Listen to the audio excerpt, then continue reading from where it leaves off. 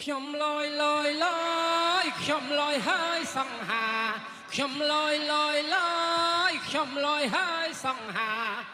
រៀនស្នេហ៍ពីខ្មោចតាឆ្វាក់សង្សារមីម៉ែកូនបីក្រមុំច្រើនតែខ្វៀងព្រោះអីនាងស្ដាយព្រមចារីមេម៉ែមានបទពិសោធន៍មេម៉ែមានបទពិសោធន៍ជន់ពីងជន់ពតស្រោតចង់បា